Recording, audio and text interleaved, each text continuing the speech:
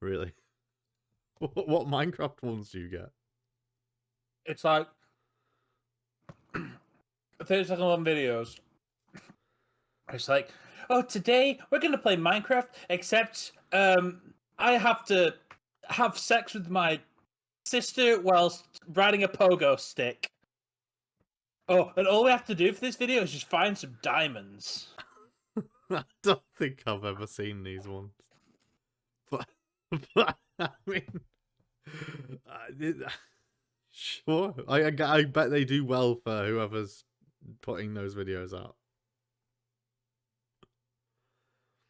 It definitely sounds. Sorry, like I gave you the pause there, Adam, because I thought you were going to clip that out for the beginning. I am, but I know I felt wanted it, more. so I thought I'd give you a nice pause there, so you could just go.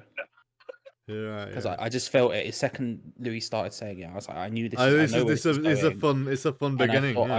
I would just leave it out and then give you that pause, so you could Just- cut and then song.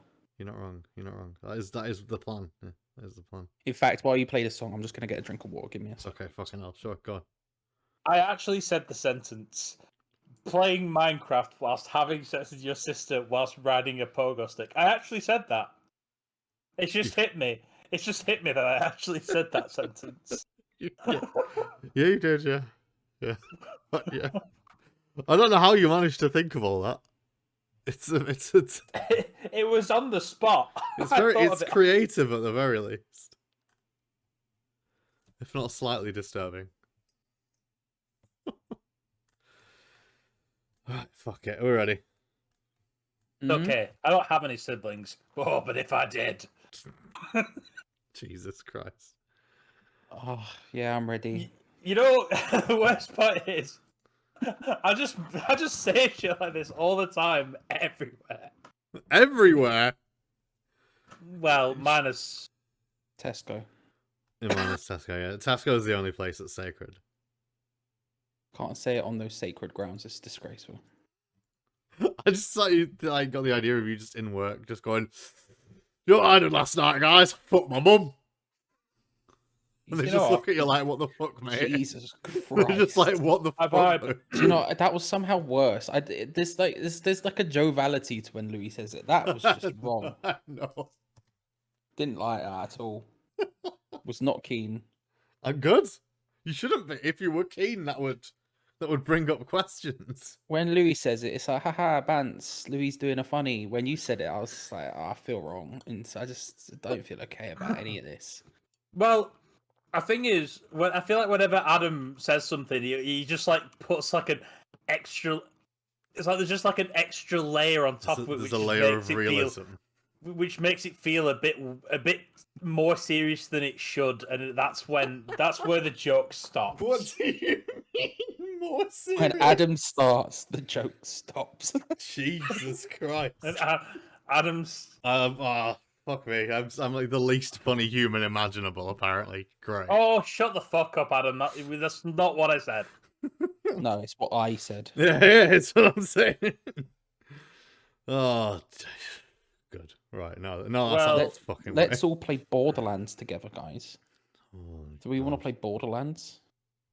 1 specifically. Can I be honest? I honestly think there's only ever been one decent Borderlands game, and that's because I played it with friends a shit ton. Yeah, every game is better with friends. It's bullshit. This is such a. I hate it so. Oh, apart from. What was that? What was it called, Adam? What was that one game we played together that was still bad when we played it together? Human Fall Flat. Oh, bruv, I keep seeing it.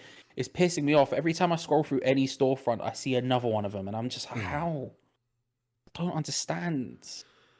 Yeah, it was definitely better playing it with friends, but also it still was just. It just wasn't fun to play, was it? I would never ever play it ever again. Or is it always like stuff like fogs and shit like that? I reckon fogs would have been fun, man. But it's the same thing. It's the same thing. I typed in fogs to Google to try and figure out what it was, and I just got a picture of fog, so I don't know what's going on. No, fogs. So I'm assuming you're talking about Silent Hill. No, fogs. PHOGS. Oh, is that one you two tried to play and it didn't work? No, we tried to play and it didn't work. Was it me? Yeah, it was you. Okay. Yeah, we were gonna play it. We were gonna stream it, and it didn't work for some reason. Oh yeah, that's It's starting to the ring more. But I knew, the two dogs. I knew puzzle some game, of right? us had done it at some point. I didn't know who it was though. Yeah. No, I reckon that's more fun than Human Fall Flat because it's like vaguely stupid.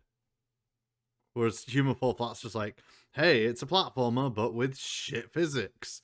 Go off and do your thing. Like they don't even create levels. Like there's no level design or anything. It's just I don't understand how there's so many of them. I don't know. What? I've just read a disgraceful thing. Oh my god. What have you did? What have you The read? game received generally mixed reviews. Reviewers praised the replayability of the puzzles and comedic animations. The game has sold more than 30 million copies. Holy shit. What, Fogs? No, Human Fall Flat. Oh, no way. Making it one of the best-selling video games of all time. As of July 2021, it sold more than 30 million copies. Oh my god.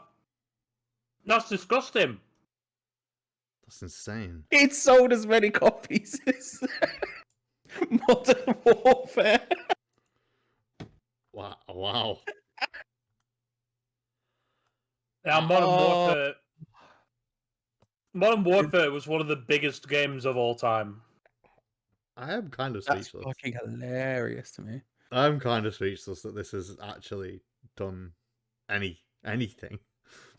Right? I remember the most fun I had in that game was trying to break the game. Like, I knew it would have sold a lot because, again, it's on every... I knew it would have sold well, I should say, because it's on everything. It is on everything. And, like I say, I keep seeing new bits of it come out. Like, every time I click on any storefront, I see, like, Human Fall Flat, fucking Woods, Human Fall Flat Science Facility or whatever. It's just new whatever. But, like, that's mad. It actually is. It actually is. I mean, well done those guys, I guess. I think it might have been developed by one person, which means I'll give it a pass. But yeah, he's got the director, producer, and writer is all the same guy.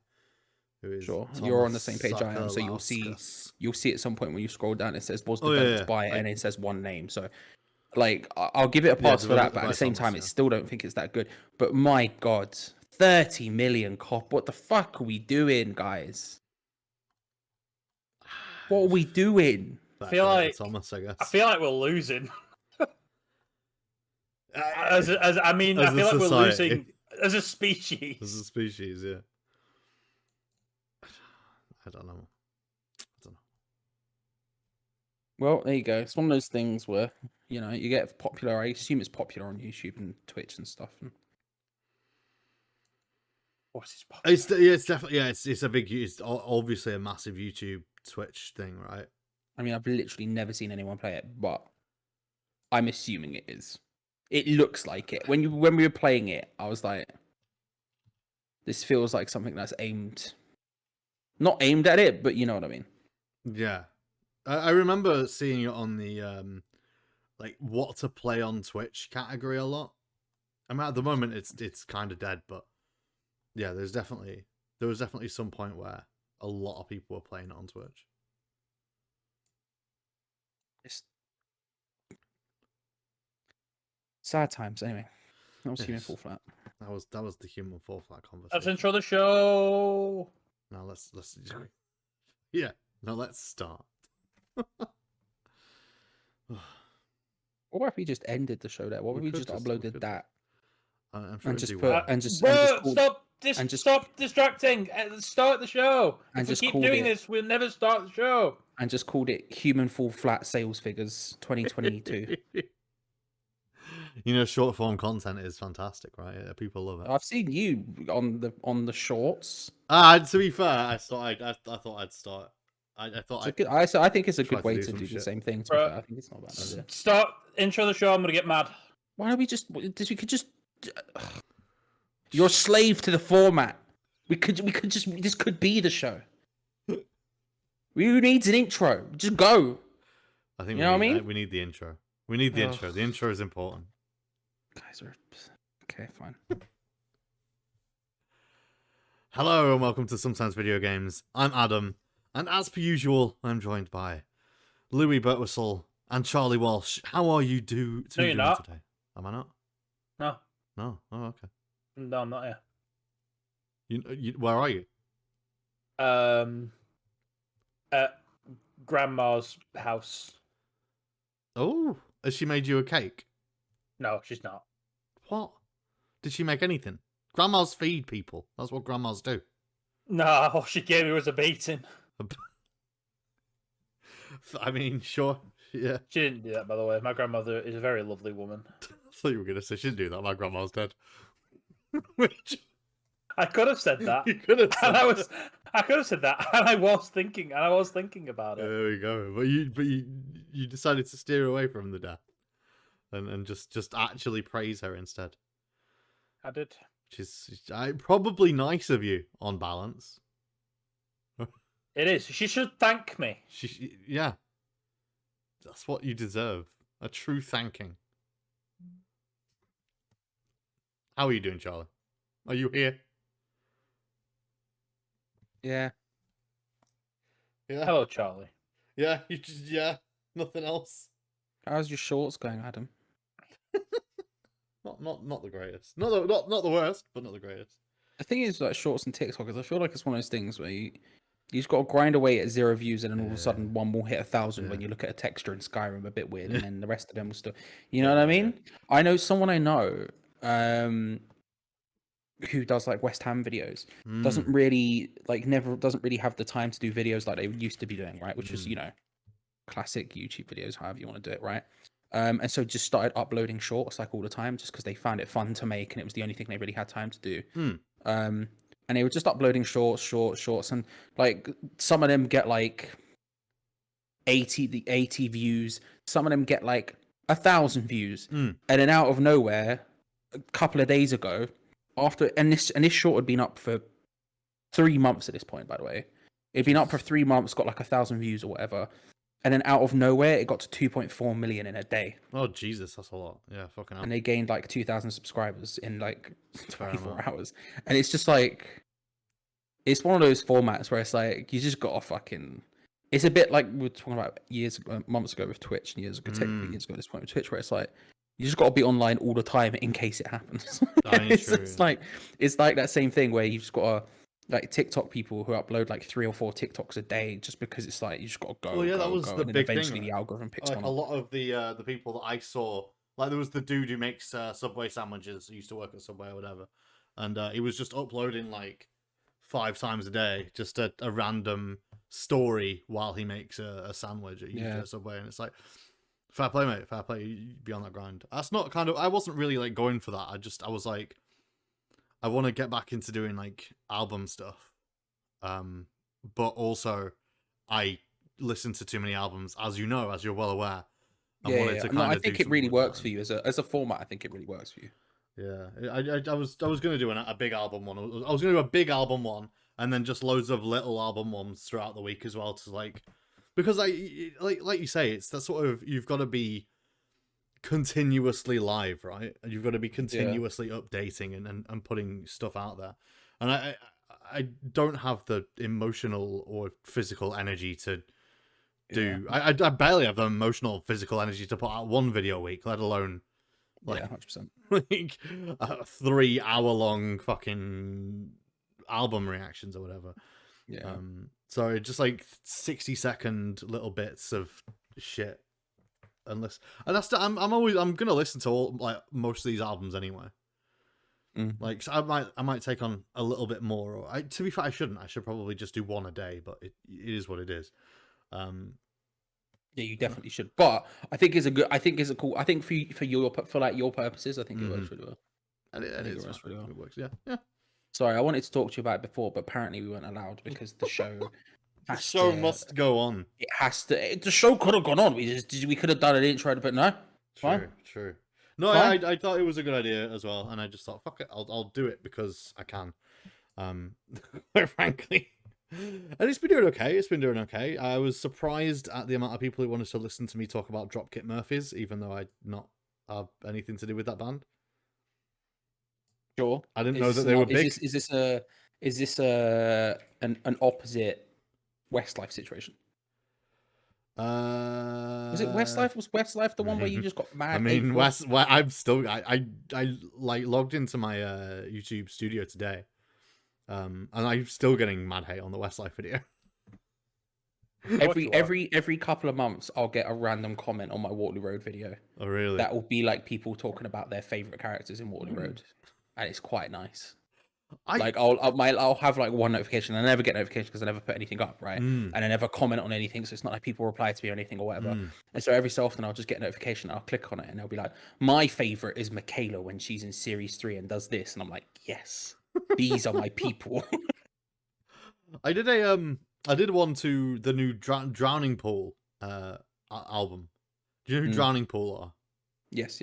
So for those that don't know, they're the band that did the song "Bodies, Let the Bodies Hit the Floor." Yeah. That one. That's the only song of theirs I know. That's the only song of theirs I know as well. I also think, personally, it's kind of terrible. It's not great. It's not great. But I listened to this new album, and it's a bit cringe, but I was pleasantly surprised. I enjoyed it far more than I thought I would. And I said, it's from the guys who did Bodies. I enjoyed it far more than I thought I would. I got one comment on there, and the guy was like, if you're going to do an album review, maybe you should do some research, because you'll find out that actually it wasn't the same guys who did the song "Let the Bodies Hit the Floor," because that singer's died now. So it's a different band.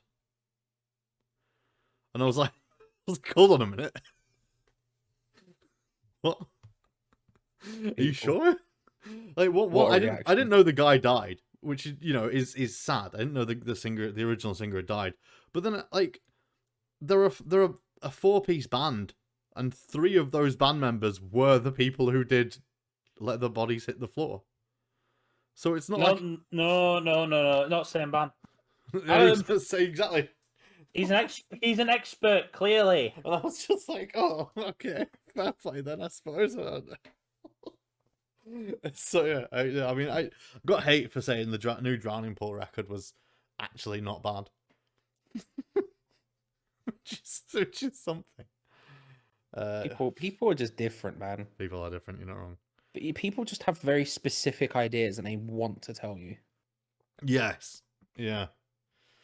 I'm waiting for. I don't know. I'm waiting for the next one for me to really hate something, and then to just be like, "Oh, I'm gonna murder you in your sleep" or whatever, because it's gonna happen. It's gonna happen one of these days where I just the way these things don't like a thing, and they're like, "I'm gonna murder you." It's just the way I don't understand people, man.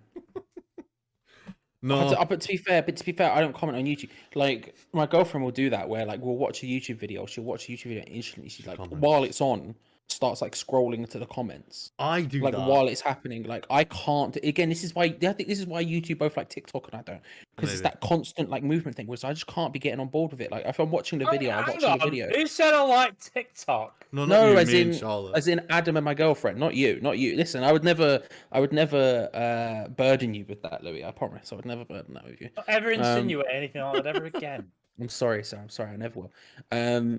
But I start to think she'll scroll down and start like looking at the comments like while it's on, and I'm like, I can't be dealing with that. I watch the video and even then, I still don't look at the comments because it's just a bad idea. Because you know, and I know as well, and I'm pretty sure your girlfriend knows, to never look at the YouTube comments. Just me and your girlfriend also just go, fuck it. What's the honest? But to be fair, you're both as bad as each other on Twitter as well. You both like are just living on it. I'm like, I can't be dealing with it. But like, I don't even look at the comments on videos I upload most of the time. Yeah, I'm just like I've put it out into the world. You lot can do whatever with it. You know that thing people say about like the argument came around when Mass Effect 3's ending about like what's the word I'm looking for?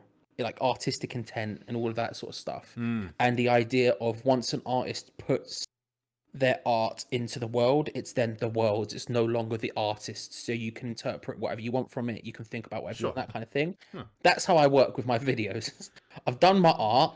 Now it's your lot's art. You could talk about it. You could do whatever. That's fine. I ain't interested. I'm leaving you lot to it, and then that's fine with me. To be fair, like, I do really respect that. You know, David Lynch, the guy who does Twin Peaks and that sort of thing, and talks about it being Friday all the time. Yeah. So. Yeah, that guy. He people ask him about his films and go, "Oh, what was that film really about?" And he goes, "Nope, not telling you. I refuse to talk about it." Just like yeah, different going, nope, and then just leaving. Like, no, instantly. legitimately, like because like that's the kind of person he is. I think there have been interviews where someone just goes, "So David Lynch, what does this mean in Twin Peaks?" And he goes, "Nope, Not interested. not interested." Yeah, literally, just no. I'm going. See ya. And I find that so Fine. fascinating. Like, it's what a guy. 100%. I back it 10,000%. It- Like I get it. Like obviously, like I get it. Like when people are like, when it's the same. It's like when people criticize a video you make, right? Mm. And you know, it's not easy to ignore that criticism and to No. let it like fester No. and really get to you, right? Because you've put a lot of time and effort into something. Mm. And so I don't blame or like disagree or hate on artists or whatever who are like my intent is the only intent and that's the only thing that matters, blah blah blah. I fully understand where they're coming from. But at the same time, I agree with it, but B, I just sort of love the sort of like, nah, The flippancy of I don't really care to talk to you about this. you figure it out. Not my job, mate. See you later. Yeah. I'm done. It's I like, did the hard with bit. with the I made Tarantino it. thing, right? When he was being interviewed by Krishnan Guru Murthy or whatever about violence, and he just goes, "No, I don't want to talk about that." You're just like, Fair enough. well, What can you do? yeah. You've been told at this point. The answer is he doesn't want to talk about it. I'm sorry. The conversation's And, done and, at this and point. it's totally fair. Like, I think people are within their rights to. It's obviously also, especially with interviews and stuff like that. It's partially on the interviewers. Like it's on the interviewer to say, I'm going to ask you about this. Is that okay? Or like just dance around an issue or build a rapport enough with a person so that they're actually okay to talk about the things that they wouldn't normally want to talk about. And Krishnan Guru Murthy did not do that with Quentin Tarantino. He just said, "But isn't violence bad?" And he's like, "No, shut up." You know, one of those. Respect it. You do. You gotta respect it. You gotta respect it. I also respect asking it because one of my pet peeves. I Mm. think one of my biggest pet peeves in life at the moment is like just the podcast genre as a thing Mm. and how. Oh, exactly. So Podca- exactly what we're doing right now. No. This is the point I'm making, right? I think a podcast now to people is interviews. You know what I mean? Sure, Like yeah. everything is Joe Rogan essentially, right? And But we're very not. they We're don't- very but not it- the but Joe they- Rogan style. But that's what I'm saying. And it's a different type of podcast, Yeah. right? But like every podcast is like interview, right? And it's like almost all of them ask nothing of interest ever. Mm-hmm. It's just like having a conversation with your mates. And I'm not saying that's necessarily a bad thing. I'm just saying it's a complete and utter waste of fucking time. So, for example, when Joe Rogan has Elon Musk on his show and he's just talking to Elon Musk like he's his mate, and it's like, great, but this was at a time when Elon Musk was like in trouble with the law and a bunch of other different stuff and was getting sued and this, that, and the other, and he was calling divers, pedophiles, and all this other sort of stuff.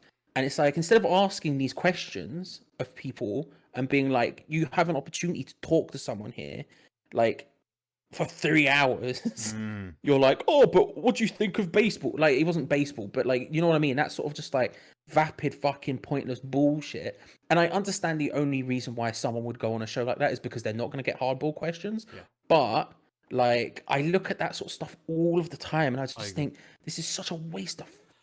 It's just such a waste of time. So I'll on this topic, right? It's super interesting.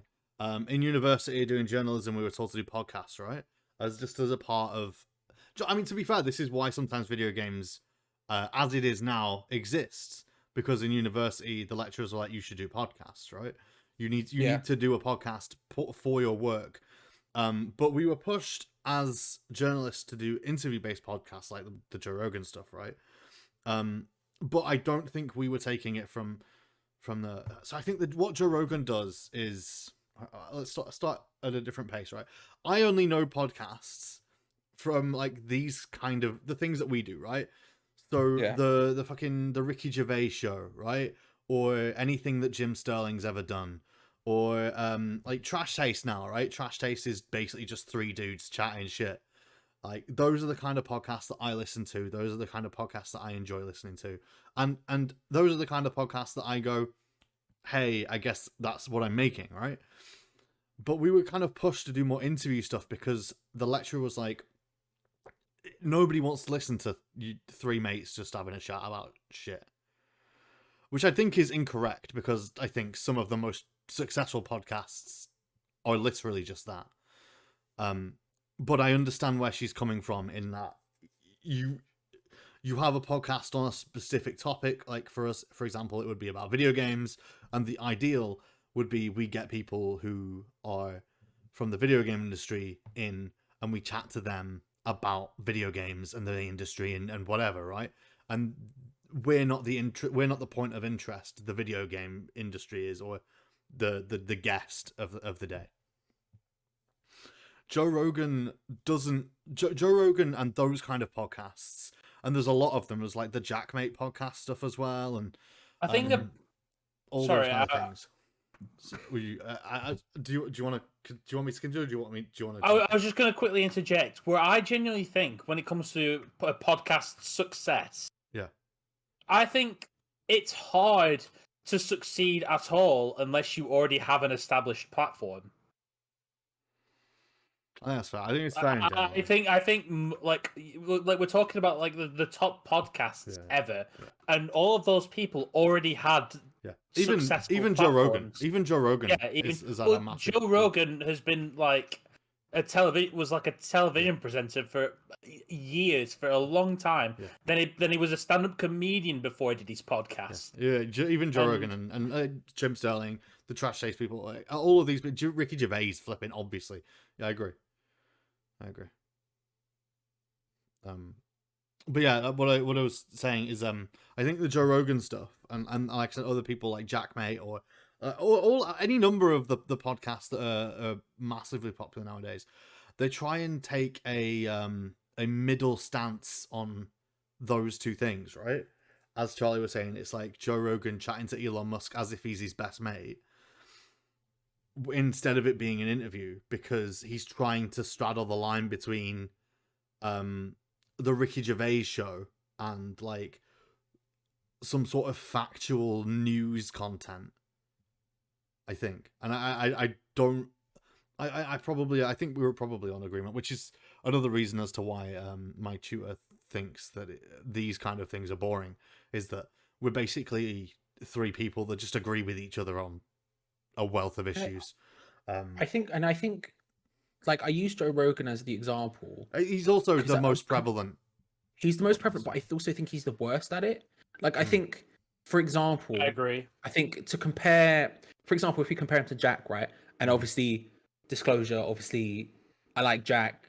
We follow each other on Twitter. We speak occasionally. We've spoken occasionally. Do you know what I mean? So blah blah blah. But like when I think of like Jack's podcasts, for example, I think of like he does get people on that are like and just interviews them. But you're not talking about people like Elon Musk or Jordan Peterson or people like that. Now, I'm not saying Jack wouldn't do that, but at the same time, you're talking those sort of people, right? What my frustration is with Joe, apart from the fact that Joe Rogan is just shit anyway, is just like you're getting these people on who are just really super contentious, and it's clickbait. Like he's just bad at it. He's just because he takes no stance. And here's a prime example that's very, very Charlie. I appreciate this. It's an incredibly Charlie example. I apologize in advance, right? But when he's spoken about wrestling to people who aren't into or aren't wrestlers, he's like, he basically trashes it. And then he gets like The Undertaker on or Ric Flair, who are really famous wrestlers who benefit him. And then he's like, oh yeah, no, that's really interesting. I'm like, dude, where's your fucking spine gone, you little bitch? And then everyone sits there and goes, oh yeah, he's really interesting. His podcasts are just really interesting. I'm like, what are you talking about? And he does this with like everything. I'm just like, it's such a load of bollocks. I think back to, there's that clip that went viral from his interview with Bill Burr, where he's talking about masks. And in relation to like COVID, like and COVID stuff. And then he talks about masks, and Bill Burr just goes, "Don't do this." He's like, "I'm not gonna sit here and talk to you about masks two white guys who don't know don't know a thing about what we're Yeah. talking about. Neither of us know anything about science. You're sitting there smoking a cigar with an American flag behind you. I'm not gonna have Jesus this Christ. conversation with you. If the scientist tells me wear a mask, I wear a mask. It's not a problem with me. And it's that idea of like, I think the thing about, because I hear that a lot, this idea of like three mates just talking about nothing isn't a thing. And to be fair, there's a lot of like, there's a lot of instances where I agree with that, right? I do think there is an abundance of people who think that they're super interesting. And I'm not saying we think we're interesting. I actively don't think I'm interesting. So I mean, we don't listen I'm to putting these that out podcasts there back, because I I guess. understand that, because I understand that this is could be potentially being as hypocritical. But to be clear, I don't. When I do shows, I actively talk live on stream with people watching, being like, I don't understand why you're here. Like, so I'm not gonna ever pretend I do, right? But I do think there are a lot of people who do just think that if them and their mates get together and start talking, it's going to be successful and they're interesting and funny or whatever. Yeah. And then actually you look at it in that scenario, it's not right. But Joe Rogan is such a great example of the exact opposite is not true. Like he sits and has someone in front of him, and it does. There's nothing there. There is nothing of worth. There is just nothing. And for some reason, everyone just sort of goes, "Oh, he's really interesting." I'm like, is it? Is it really? Again, it's having an already established platform. Well, I think with Joe Rogan specifically, it's because he clickbaits his guests, right?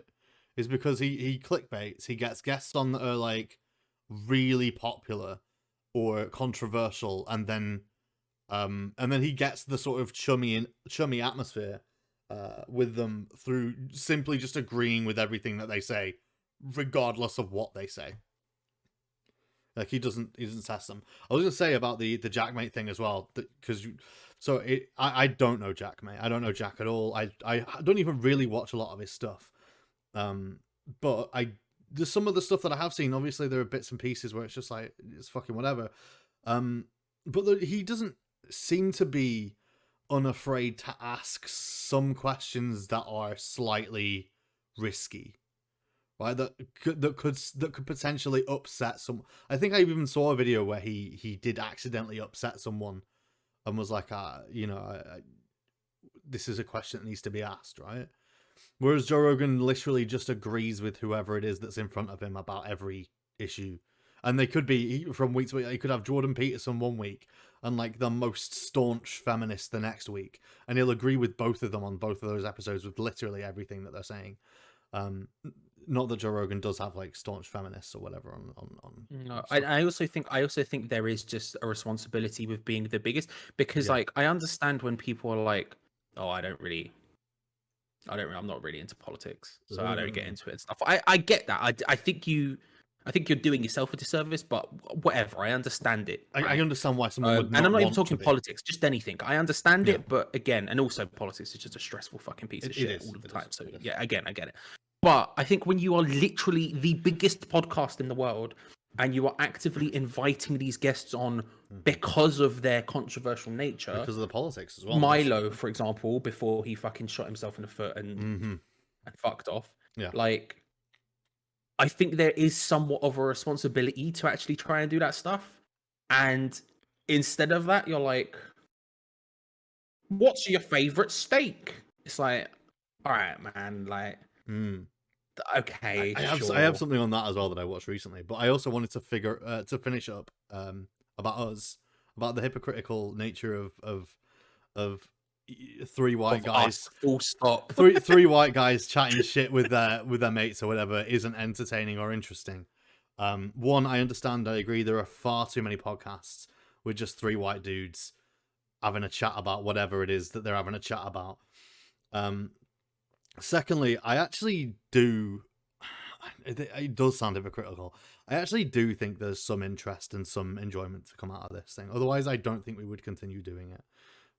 Because not that we have any listeners, but we have had listeners in the past. We have had people in the past who have come up to me and said, "No, actually, I really enjoyed listening to it," or like, "You guys are actually really interesting," or "You guys do actually seem to know what you're talking about," or "You guys are really funny," or "You guys have a really good chemistry together," which the last one particularly, I agree, because like me and Charlie, we've been looking like for what I guess it's like 10 years at this point. It's over 10 years at this point that we've just been chatting, and we know we have this like chemistry, right? We know we have this sort. Chemistry sounds weird, right? It sounds like I'm dating. 10 years, man. It's been a while, but and the reason why we brought like Louis in on this as well is because we know that we have the chemistry together, and then with Louis it adds further, right? There are so many other people we could have got into the slot. Not saying that Louis is not like a founding member of this or anything, but because me and Charlie were chatting for so long before we started doing this, there were so many other people we could have brought in, and we decided on Louis specifically because he fit so well with the two of us, because the chemistry worked so well, because it was funny, because it was entertaining, and because we are not saying we're interesting, but we do sort of know bits and pieces. We have, I guess, interesting conversations. I think, anyway. I don't know. Like, it might be hypocritical of me to say, yeah, we're interesting because we're just three guys chatting. And I know that so many podcasts exactly like this do exactly the same thing. But I do think that there's an element of us being interesting. I do honestly think that. And even if it's not, fine, Joe Rogan's not interested either. He's a punk fucking bitch. And, you know, we move. Sure. About the questions, right? About your fucking steak thing. I was really pissed off the other day. Because I saw this compilation, you know, the Liz Truss shit, right? I've got a bone to pick with you, Liz Truss. We'll talk about that in a minute. I mean, I've got many bones to pick. She crashed the pound, but you know, we move. I've got a more personal bone to pick. The one thing, can I just apologize actually while we're just very quickly talking about Liz Truss? I just want to apologize to her specifically now, because I know she's a fan and she'll listen. She is. I keep calling her Theresa May by accident, and I feel that's disrespectful. Carry on. Yeah, fair enough. So I'll get into the personal bone with Liz Truss in a minute. I saw there was a bunch of interviews with her at I guess it was a Conservative conference, right? And a lot of it was like a compilation video of Liz Truss just being in interviews that are increasingly more and more uncomfortable. Where Beth Rigby was this the local radio ones? No, these are the big national ones, I think, for the Conservative conference. Like Beth Rigby from Sky News is like challenging her on all sorts of stuff. Oh, right, yeah. But it's sort of clipped in between our GB News segments, where GB News have got to interview with her, and it kind of pisses me off because it starts with my favorite question to ask in an interview, which is, "What's your favorite cheese?"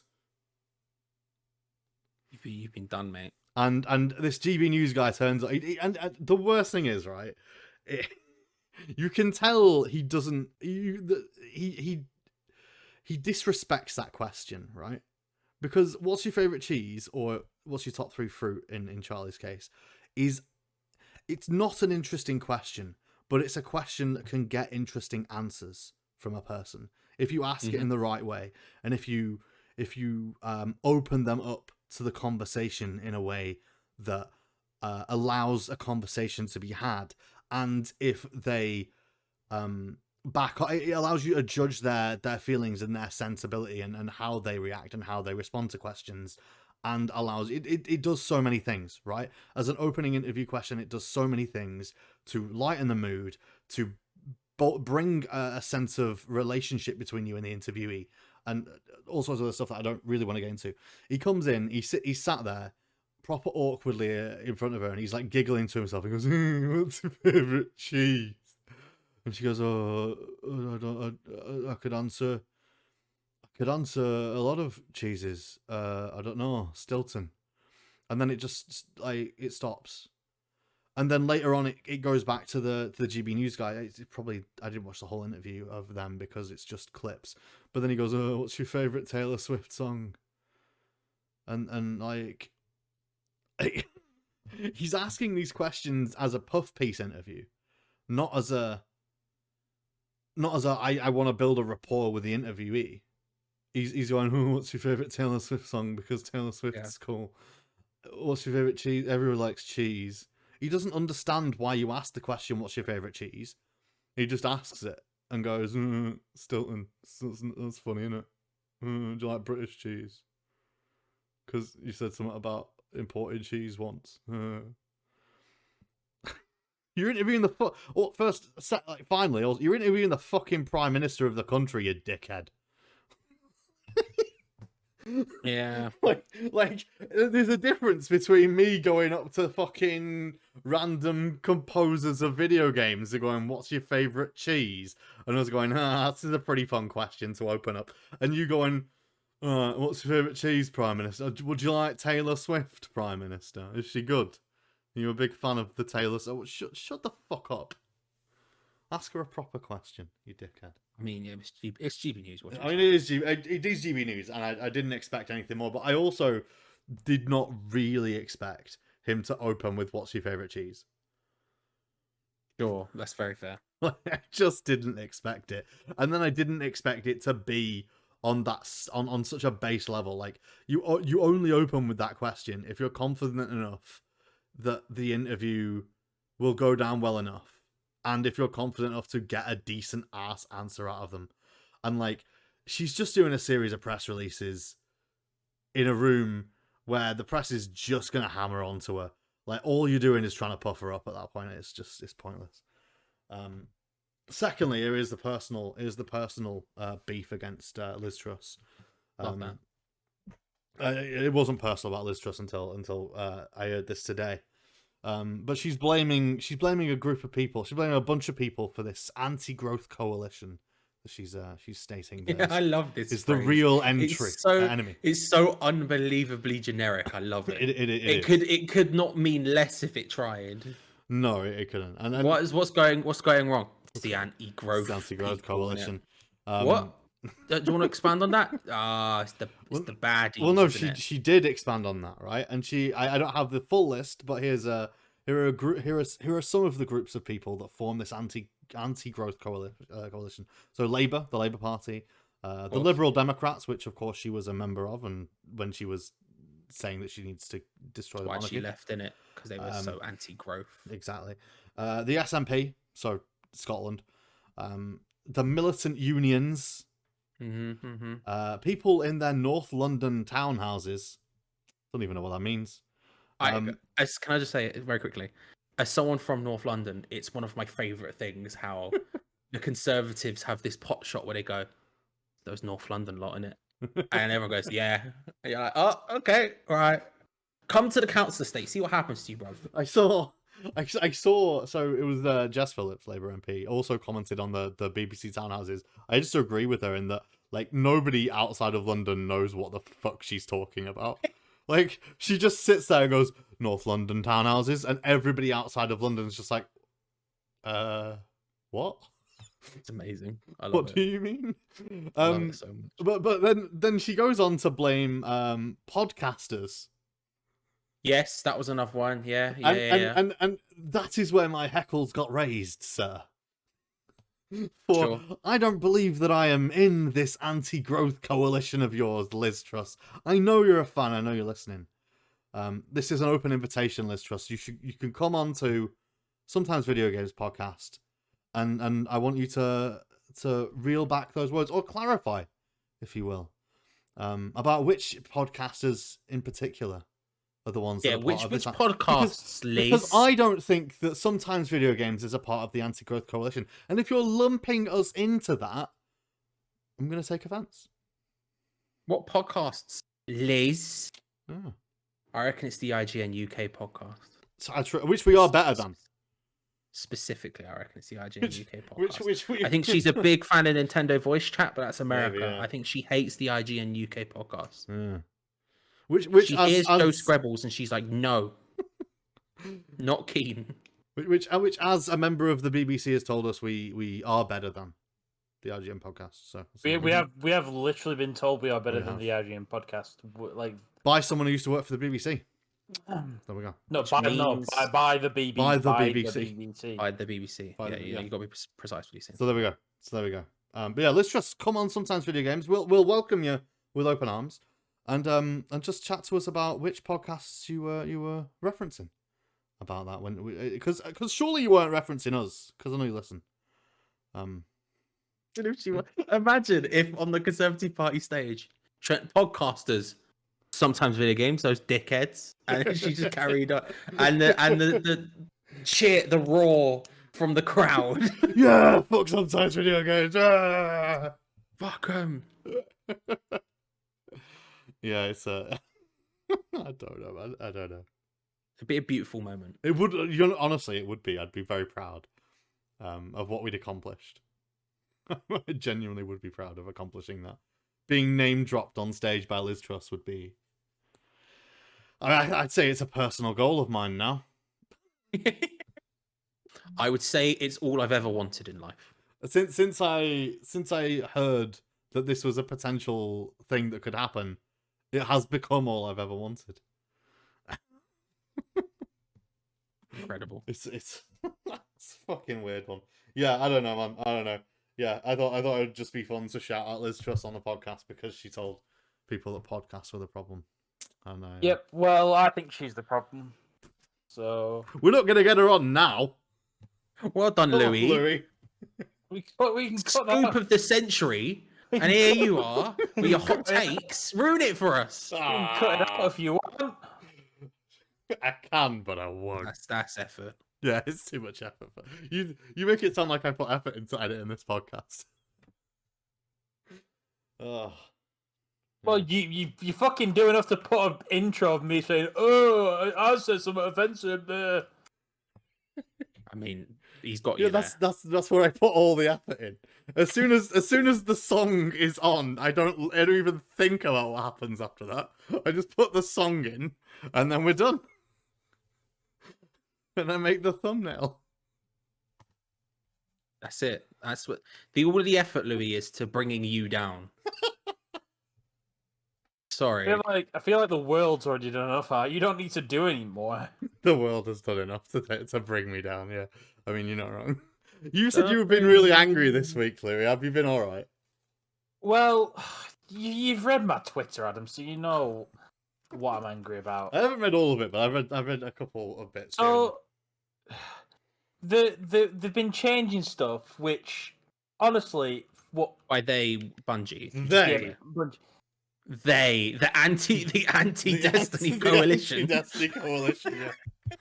And to be honest, it was a feature that we thought was intended purely because they added an enhanced version of this perk, which extended the duration of it. But apparently, activating a perk twice in quick succession was a bug, and it's something that hurts speedrunning. And the reason they gave for it on Twitter as to why they changed it was a complete and utter lie. It was a lie. Honestly, the reasoning they gave was it was all to people who know what they're talking about, like myself included, was complete and utter lies. They were talking about how it skips encounters and circumvents raid mechanics, which it does none of those. Like those are lies. And it's just something that kind of like hurts the way that I play the game, and it just upsets me because, and I get that it's it's first world problems. It's me just being upset because the way I like to play the game is kind of being stripped away from me because Bungie doesn't like people speedrunning their game. Is that they said specifically don't like people speedrunning? Or is it They because would they're never, moving? They would never actually admit it. Sure, But yeah. because it's not the first time too that they've that they've changed something that directly affects speedrunners and nobody else. So is it? Can I ask you a question? Why do you think they change it? What's your take on it? Because from my perspective as an outsider, I would assume, so as an outsider, just for context, the only interaction I've had with this story at all is through your tweets alone. So I don't really understand fully what's going on. Sure. But from an outsider, my assumption is that they do certain things with the game specifically because the audience they're serving is the sort of I don't know what the word would be, the casual sort of the casual player base. I guess, yeah. I don't really know honestly, what it would be. So the worst part is that with not understanding the change, they are happy. that the casual player base seems to be happy that the speedrunners are upset about it. When it's something they've never engaged with. You said the casual community are happy if speedrunners are upset. Well, the ones on Twitter, I don't think that's actually true. No, I think Twitter. I think it's people on Twitter just being people on Twitter. Yeah. That's what it is. I don't think it affects the casual player. Like, obviously, so in terms of, because I know there was this thing about like casual players versus speedrunners or whatever. Obviously, the casual players are the bigger. Like, there are more casual players of Destiny 2 than there are. They always will. Yes, I agree. That is true. But the thing is, it doesn't. Them nerfing or them changing something within the game like that, like what they did, doesn't hurt them in any way. It doesn't hurt that. It didn't hurt the casual player base in any way. No. Did it make anything better for them? Why did they fix it? If there was, is it like, I don't understand what. I genuinely don't know why they fixed it, because it just made the game more fun. Mm. Did it have any effect on casual play? Well, it just meant that you could do like speedrun things faster, which I think that's what the problem is. I just think Bungie doesn't like people speedrunning their content. Maybe did Bungie or any Destiny have an official statement on why they did what they did? Yes, and that's why I said they lied. So I don't want to. I don't want to name drop people on even though they work for the company and are kind of responsible. Do you know what the statement is without dropping what that was? So it was mentioned in the patch notes. Everyone was really mad, and it got to the point where the senior community manager posted a tweet. Hang on, I'm just looking for the tweet. It's okay. It's okay.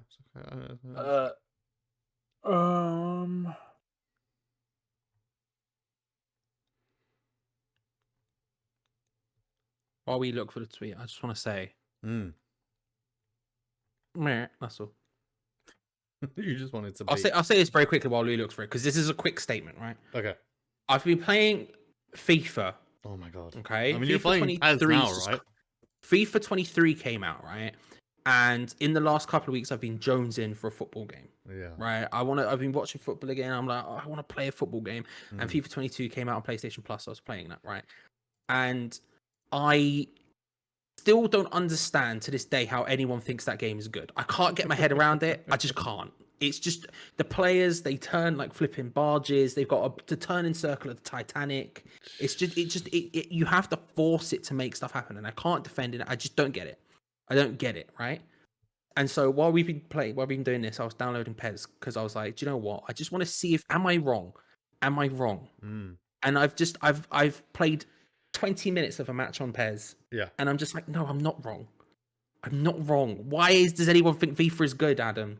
Explain it to me. I don't get it. I've never played FIFA in my life. I can't explain to you, I'm afraid. I don't get it. I just do not get it. I've played. So I found the tweet. Oh, go on.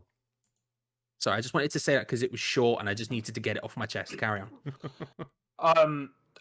RE, Enhanced Eagle's Edge. Team was finding multiple issues with a perk that could be used to skip encounters, break mechanics, and generally cause issues with the game. Have a couple of notes from my perspective of how we like to move going forward, and they're just talking, and then he just talks about like communication of telling us about fixes. So the things he has mentioned: used to skip encounters, break mechanics, and generally cause issues with the game. As somebody who knows like almost everything about every activity in the game extensively, because it's part of the way I play the game to know these things. That it's just simply not true. There is no skippable raid. There is no skippable raid encounter that that this affects in any way. In fact, there are skippable transitions between encounters which are still skippable. But there's nothing in raid that there were no. There were no like throttling issues with with how it's happening because there's not enough actions happening for there to cause any issues with servers, and there are no mechanics in which a double eagering would circumvent in any way. Okay. What did you use it for in the speedruns? Simply to go a bit faster. But how did it make you go faster? Is what I mean. So the way Eager Edge works is when the perk is activated, you can swing and you can lunge forward, and then when you hit the ground, there's just enough time to where you can do it again. But with the enhanced version of the perk, which comes on the crafted version, it's the perk activates for even longer, so allowing you to be able to do that easily. So therefore, we thought it must be the intention. I get you. But it clearly is not the intention. So now it's not the intention, and now we don't understand what the enhanced version of the perk is even for.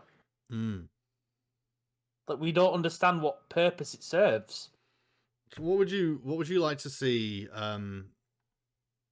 Bungie do about it? Well, like now that all's said and done. What I would want them to do is, what I want them to do will never happen. And Sure. It's unfortunate to say it will never happen because that's just not how they operate. But I would like for them to just revert that one change. Because it just wasn't necessary.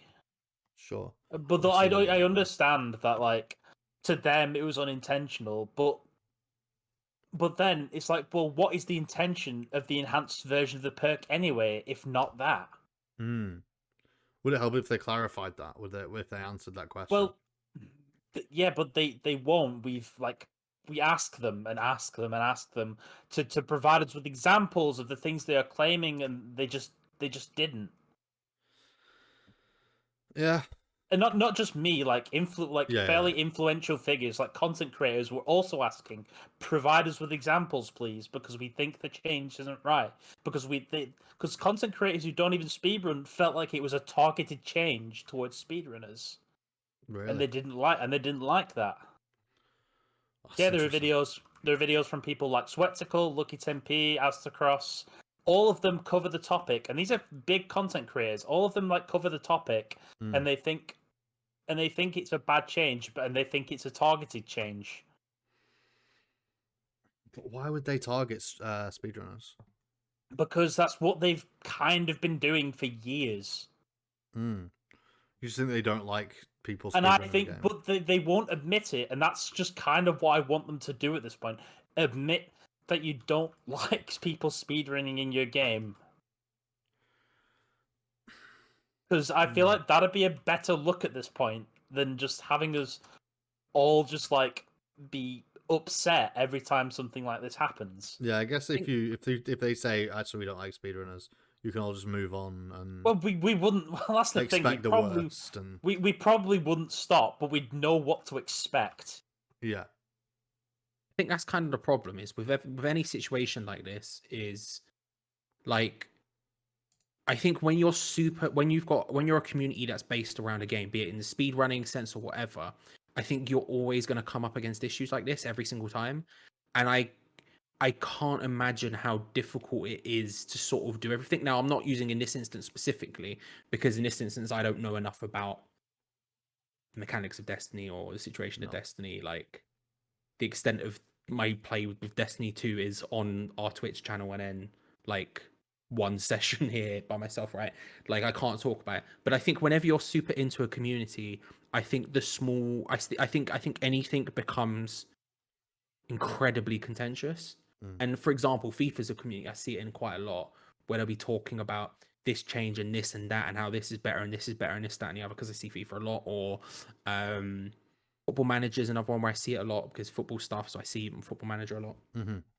And even the smallest change becomes hugely contentious because as a community, you're so heavily invested in it that obviously it becomes a problem, right?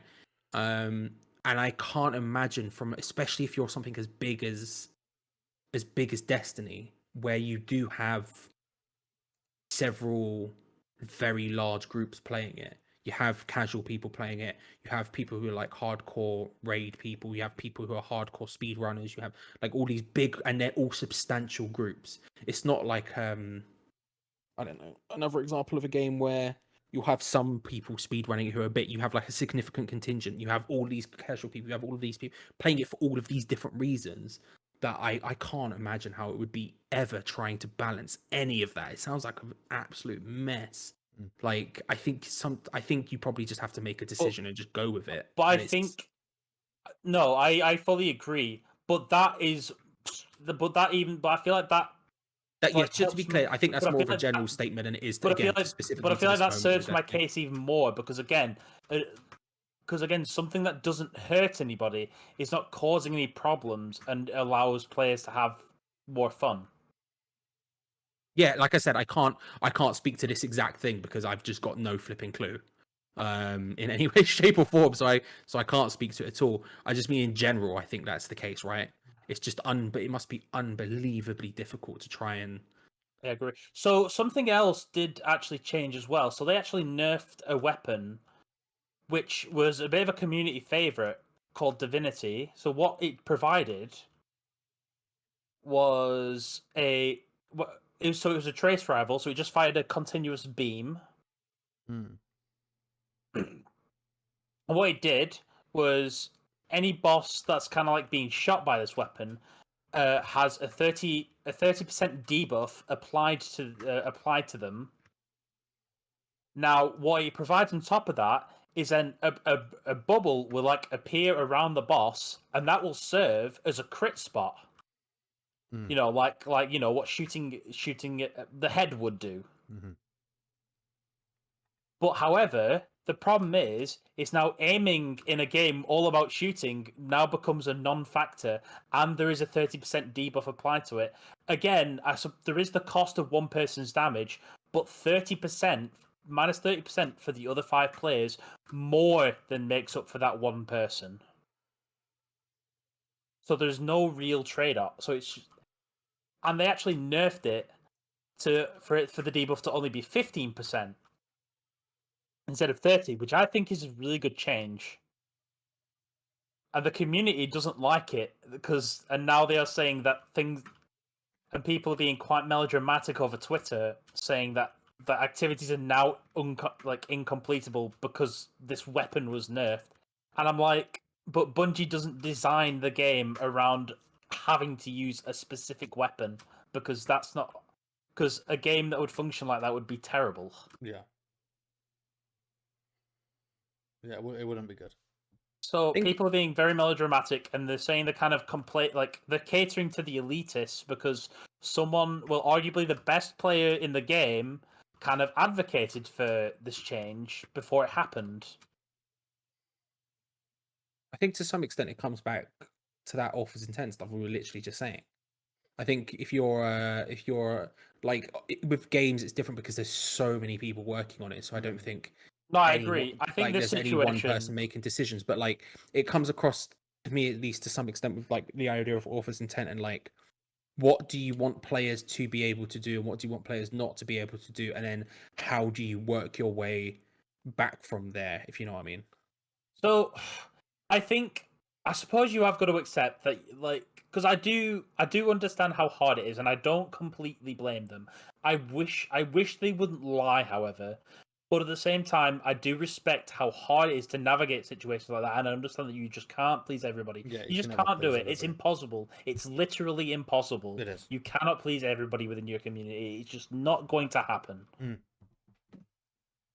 So, I understand people are going to be upset, but at the same time, I don't know. Is it worth making changes that are only going to upset people? Is again, I'm still being selfish, aren't I? With what I No, kind of want I within don't the think so. game. I think you're just upset, and I think rightfully so, because the way you love to play a game that you love has changed dramatically for you. Well, I feel like the way I play the game, I just feel like it's being challenged and being threatened, and it just like it's how I love the game. It's how it's like I like I don't know. It's hard to say. Like Destiny is one of my favorite games of all time. Like it's something I have put a lot of time into, and it's just something I am very invested in. Yes. And I don't think So- it's selfish for you to want to continue playing it and being invested in it. So yeah, whenever I provide a criticism or whenever I get heated about the game, I do it because I love the game. Yeah, and that's kind of the point, right? Is like trying to balance that for people who actually genuinely live it like you do. It's just fucking mad. The whole thing is just like it's one of those things where like I don't know if this is the right way of wording it, but like success, that sort of double-edged sword of being like, you know, you see it on YouTube, you get more views on YouTube, for example, and then the more people hate you. Yeah. You know, the bigger it's just the product. It's difficult, man. It's fucking difficult, and but it sucks because at the end, like you say, at the end of the day, it comes down to, you know, if it's negatively impacting the enjoyment for someone like yourself, then it's like you're sort of fucking it to some extent, guys. There needs to be I don't know anything about the situation enough to really talk about it specifically. Only in sort of generalities like that, I guess. Yeah, like it just must be hard, really hard to navigate. I'm glad it's not me. Yeah, I mean, yeah, absolutely. I don't know how I'd navigate that situation. And I mean, I can only imagine that the people who make Destiny just want everyone to enjoy their game, right? I can't imagine people who make Destiny just saying, I don't want people to like this. This is I'm making this decision to upset specifically people. They just Well, I imagine they might read the Twitter mentions and think, "Man, I hate these people." maybe Probably, but similarly to how I was saying with comment sections, just don't read them. And that's not a solution, but I mean, it's like the only way to deal with it sometimes. It is. Well, I think for Bungie that it's like, unfortunately, Twitter is like the main way of communicating people, which unfortunately for them, I think is a massive L, and I think it's a terrible way to communicate with your audience. That's because Twitter is not a great place. Yeah. Did you hear about the banning scandal? Now, this is something I wholeheartedly I will absolutely throw the book at Bungie for this because it was terrible. Because this even happened to a friend of mine who I played the game with almost every day. What is it? What's this? I don't know. I don't know what it is. So there was a huge ban wave. So what they're doing is that they're trying to ban people who are network manipulating. Sure. Or effectively lag switching within the game. Okay. Because that genuinely is causing problems. Now, there was a massive ban wave which got sent across, and a friend of mine also got banned. Well, in fact, actually, a few friends of mine got banned. Now, well, the problem is with the new anti-cheat detection is that it was banning people with bad connection. Oh, that's a mistake. That's not good. So, a ton of people got banned. And the way Bungie handles bans is that they never tell you why you are banned. They just tell you that you're banned and where to send an appeal. Which then when you send an appeal, it just auto rejects. So, and when people get banned, like the only way to get unbanned for a false ban is that you have to fucking fight for it. You have to really fight for it for months, just to get unbanned if you've been falsely banned. That's so stupid. So I don't understand why they don't tell you why you've been banned. Well, the only way to really find out you've been banned is that it gets vaguely hinted at by Bungie employees on Twitter occasionally. And that should not be how you find out a reason why you've been banned. No, it's like there was a guy. weird. I remember a situation from a year ago. From a man called Back and Gangster. Now, this guy was a cheater. He was a cheater. He deserves to be banned. He was rightfully banned. But when he was banned, he wasn't told why he was banned. He was just banned.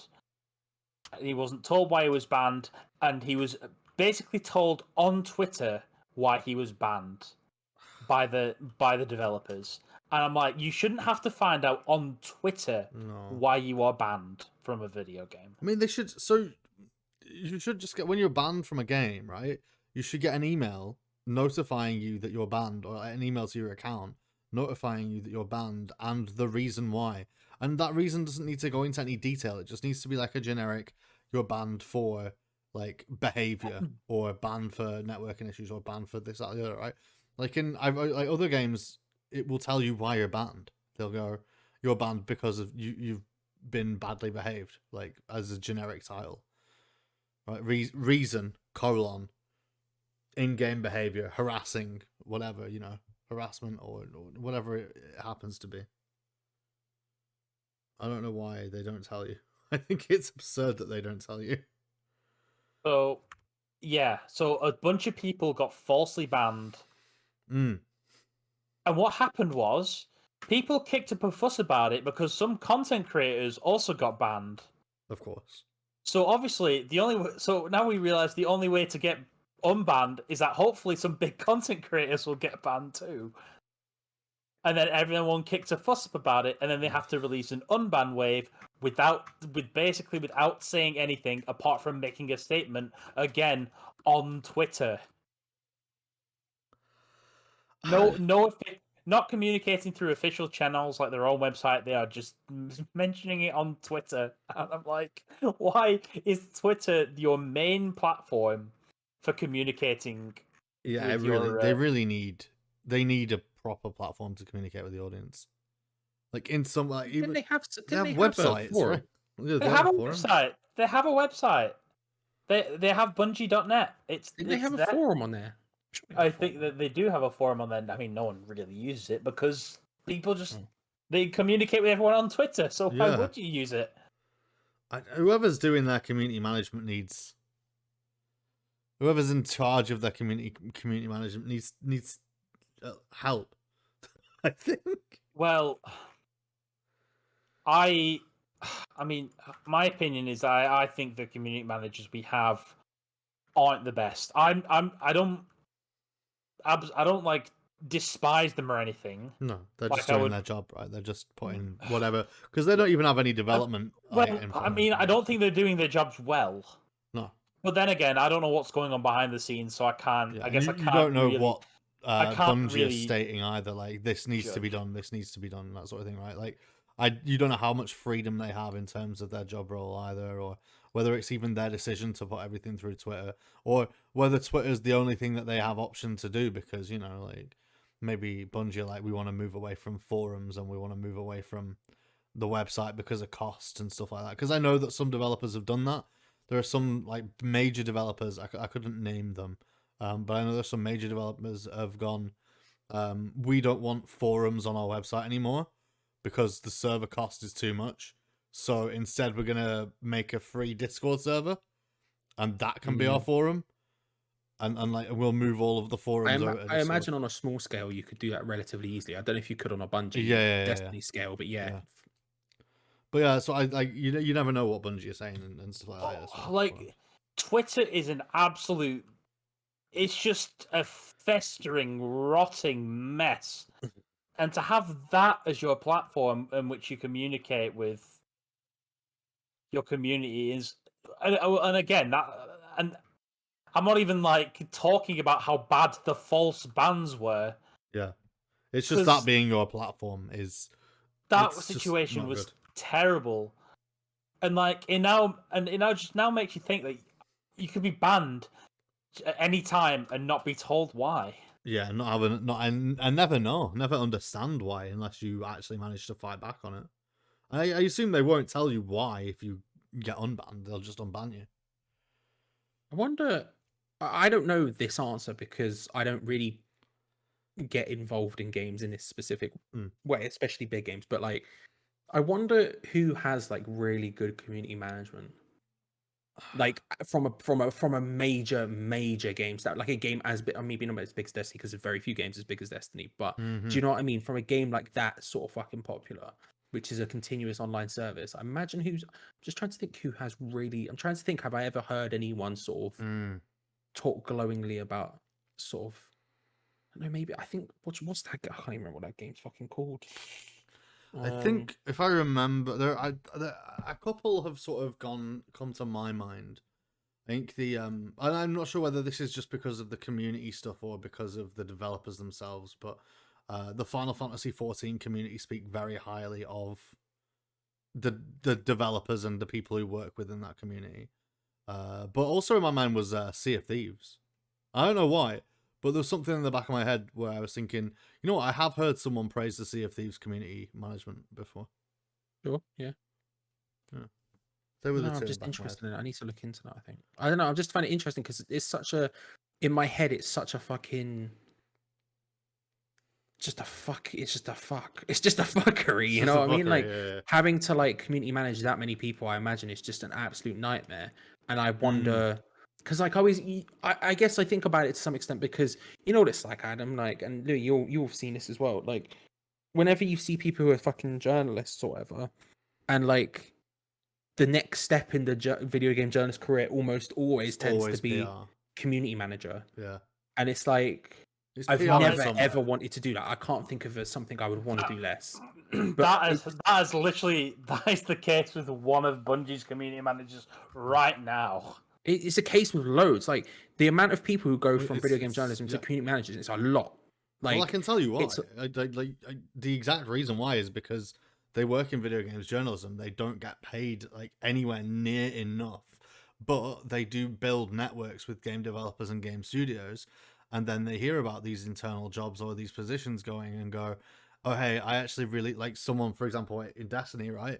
It would have been someone who really likes Destiny or Bungie games, and who also is a games journalist who's gone, oh hey, there's a job opening here. I know you like Destiny, and I know that you have industry contacts and PR stuff like sort of alongside that. Do you want a job? And they go, yeah, cool. That sounds like the best or idea. also you hire someone who can communicate, right? Yeah. I mean, And that's like that's the their whole- the whole- journalism job is communication, right? It's Yeah. So, but like, I can't think of I personally can't think of a job I would want to do less because it just sounds like the most fucking stressful job that could ever exist. it's Like being sounds horrendous. But I'm just interested in like what good community management is because I very very rarely hear people talk about good community management because I think potentially a bit like being a football referee, for example. yeah. People say like the best football referees Yeah. are the ones you don't notice Yeah. almost. I think there's almost a job. There's almost like an art to it potentially. The one guy I can think of actually, but that's Fall Guys, but that's not even again on the same level. Although Fall Guys is massive, but it's nowhere near on the same level. Like their I know a community few management- community managers. I've made friends with a few PR, let's say marketing people in general, right? But they sort of go into community management and stuff like that as well. But they're mostly on indie projects, right? I don't know anyone big on. That's what I mean. Like, what is it like being a community manager on a big, like a Destiny size game? Like, not that there's many out there, but like, I just think about it. Like, what must it be like? I would not do it. Yeah, I'm gonna say I would not do it. No, I wouldn't either. Well, I mean, the reason they do it is because it's work, isn't it? Like there are so many game developers who don't get paid anything anywhere near enough. Game journalists who don't get paid But anywhere the enough. thing is, I would. Yeah, rather but I'm not have talking about from a regular 9 journalist to standpoint. I'm 5. talking about from a life standpoint. I would not do it. Oh Jesus yeah, Christ. No, that's what I mean. I would rather work just a minimum wage 9 to 5 than have people telling me they hate me and want me to fucking kill myself every single day, and that being my job. Yeah, I mean, I understand. I get that. Like, it's just not worth it. It's just in no world is that worth it. A lot of game journalists get that already, so this is really just a forward step in their career. They get paid money for more money for the same job basically, but with less writing involved. Still think it's a fucking bad idea, but I don't disagree with you. This is the video game industry in general is a bad idea, dude. You're not wrong. Well,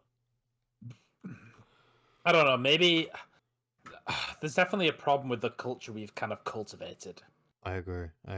Hey, you never know. Maybe I'll ask a community manager to come on board. But Maybe we get a guest community manager one day and we talk to him. But then again, I think the community we've created is just simply a byproduct of the anonymity of the internet, which again is just horrendous. Anonymity of the internet's a big. Yeah, I mean, yeah, it's It's something. a strength and it's a weakness.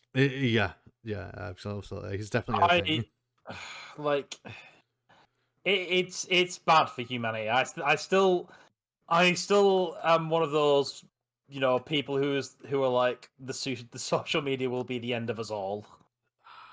Yeah. And I still say that with like semi seriously. It's because it's semi true. Like in one way or another, it probably will be. Probably will be. I mean, it is, but still, we move. It's fucked everything. I don't think it's a hot take. I don't even think it's a future thing. I don't even think it's a cold take at this point. Yeah. I think you just look at the state of the world now and you go, yeah, that was probably Facebook and Twitter's fault. Yeah, we move. Yeah. What can we do? It's fine. Elon Musk has bought it. That'll help. No, okay, we made a film glorifying Mark Zuckerberg. Yeah. And now people are probably thinking, oh, how am I? And Andrew Garfield played the bad guy in that film. Jesus. I'm like, man, that might have been a bad move. Because I remember seeing the like a clip from a Social Network. I've seen it, the film. I just don't remember it very well. But I remember seeing a clip from it like just a few days ago. And Andrew Garfield like storms into the room and he's like, "You've kicked me out of Facebook. You've like sold my shares and stuff." And Justin Timberlake and Jesse Eisenberg are like, "Sorry, man. That's business." Justin Timberlake's in that film. Yeah, Justin Timberlake's in that film. Didn't remember Justin Timberlake was in that film. But wait, yeah. What happened to Mark Zuckerberg in that film, or the? Mark Zuckerberg or Jesse Eisenberg is who plays Mark Zuckerberg is like. He's the hero. He's the protagonist of the film, but he's just a total dickhead. I don't think he comes across particularly as a massive hero, but no, yeah, but he comes across as the main character. He's the main character. He comes across as a proper dickhead to his best mate, who is played by Andrew Garfield, and then they kick Andrew Garfield out of the company, which I believe is something that's sort of similarly happened in real life. I don't know if it went down exactly as it did in the film, but I believe it's the story. Yeah, Justin Timberlake was there. And he was. Yeah, Justin Timberlake was with Mark Zuckerberg, and they were having a good chat with Garfield, who hates Mondays. Oh, I've heard as much. And loves lasagna. Shut the fuck up. It just took me back from fucking. It's a BoJack Horseman reference. She's like spilling dirt on Andrew Garfield. And Andrew Garfield won't work on Mondays, and he loves lasagna. It's just a funny little joke, But yeah, what else? Maybe we'll get a community. If you're a community manager, and listen to podcasts, which you are, all community managers listen to this podcast. Open invitation. Come on, talk to us about community management. We are actually interested. And please don't block me on Twitter like you probably already might be considering. True. If I get blocked by DMG on Twitter, I would not be surprised. Yeah. There we go. Yeah, I'm interested. I am interested in community management and what it takes and what stuff like that. Yeah. What were you going to say? I'm very passionate, Adam. You are. There's nothing wrong with that. Passion's good. Charlie, what are the games that you've played this week? Sorry, I just wanted to see how long you would spiral for. I'm not going to lie. It's fair. You got caught in a year loop. And I was like, I wonder how long this is going to last. Let's just wait it out. Yeah. You know, where you're looking for something more to say and your brain has nothing there and no one is bailing you out. I do it all. It happens to me all the time when I'm doing like football streams, and like because obviously I do them by myself, and so I'm sat there by myself, and I'm having to fill air, and I'm scrolling through the comments to try and find something specific. Oh no! And I think everyone who does, I don't know if this is just a football stream thing, but every single football streamer I ever watched does this exact same noise as they're scrolling. Just that. I know what that is. Yeah, and like. I just was like, I wonder how long it's gonna go. I know that sound very well. Or do that's the other one. Do. It's just it's bad. Questions. It was okay. So I need to caveat first Oh, with a story about God. my life. Oh God. And I need to caveat it by saying this. Yeah. So yesterday, I went to sleep this morning, right? So like when I went That's to a sleep, fucking sentence. when I went to sleep, it was 9:30 this morning. Okay? And I fell asleep on the sofa, and I woke up at 1 o'clock to carry on working. So I've had that much Yes. sleep. Now you're thinking that's probably not enough sleep. Allow me to expand. I mean, that's When I more went to sleep than you sleep, normally get. when I went, just wait. When I went to sleep at 9:30 this morning, which is Friday, for context. Yes, this is day of recording today. Between that time and Monday at about 2 o'clock when I woke up in the afternoon, I'd had 4 hours sleep that entire time. Jesus. So I for example, so I'm a bit spaced up because today, for example, I was tidying up the living room, and there was a bottle of Oasis, and I genuinely don't remember having it. I don't know when it happened, but it would have been because my girlfriend's not super keen on Oasis. So at some point in the last couple of days, I had that Oasis, and I can't remember. Vast majority of the last few days are completely gone from my memory. Oh God. So if I sound weird about what I've been playing, that's why. I can tell you I played Stray finally. Oh yeah. And I really liked it a lot. Yeah, I think it's brilliant. Review score wise, because I did one of the other things I remember was listening to the last episode with James, which was fun and very frustrating for me because I had a million things to say and I couldn't say any of them because I wasn't on the show. But review score wise, I would give it like a 7.58-ish. I think but 7. I think 7's fair. I think it's fucking great. I really like that game, man. Not without its faults. Obviously, I'm giving it a 7.5 to an 8, but I think it's really fucking good and I really liked it. I completed that, got the platinum in that. So what Louis said earlier again, very on the nose for me. Very on the nose. There was one platinum there was one trophy that was annoying, but apart from that, it was a pretty easy platinum. There's this one trophy where the first section where you're getting chased by the weird little goo rats. That's the way I'm going to describe those dudes. them. Yeah, the weird.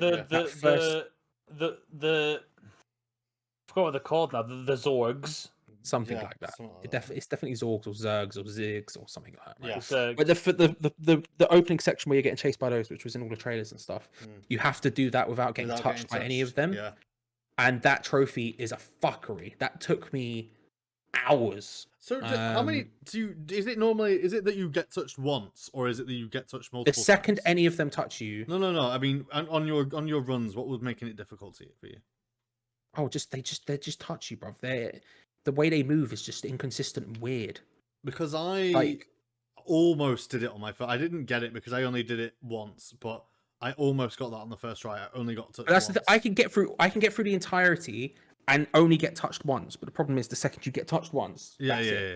Like getting through it and only getting touched once isn't actually that difficult. No. But never being touched is so annoying because they're really inconsistent as well. So they jump and then sometimes they'll do this weird.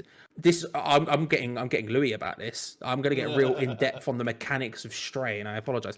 But like sometimes they do this like weird double jump where they'll jump once and then it feels like there should be a period where they can't jump, but they'll jump again. Sometimes they just jump at weird angles. And then there's lots of sections in that first bit where like deliberately they force you into like tight corridors. Like it's a sort of section where you're just running through corridors essentially, but there's like specific really small tight corridors to shovel you into a bunch of them. And it's just a fucking nightmare. It's just a fucking nightmare. And I'm sure it took me longer than it would take most people to get that trophy. But honestly, it genuinely took me 4 or 5 hours, maybe. No, it can't be more than that. Probably less than that. Probably more like 4 hours of like just doing that one section to try and beat it. I would turn on the PlayStation, try 10, 15 times, then turn it off again, then do other things like work or whatever, then come back, do it again, fail, come back, do it again, fail, like that. It probably took cumulatively about 3-4 hours, I reckon, to do. It was an absolute nightmare. But apart from that, the rest of the trophy was really easy. And I really enjoyed that game. I think it's really, really good. I liked it a lot. Yeah, I thought it was good. There's so much I like about that game. It reminds me of a PS2 game for some reason.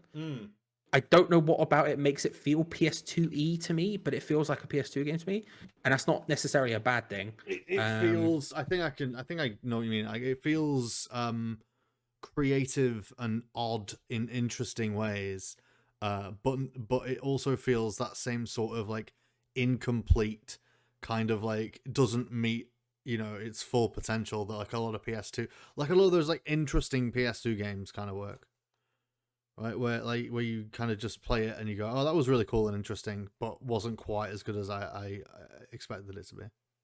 Maybe. I mean, I think it was as good as I expected it to be, but I don't think I really knew what I was expecting. I think Sure. I wasn't going into it thinking. I think there's a lot of things in there where you could. I think there's a lot of. How do I word this?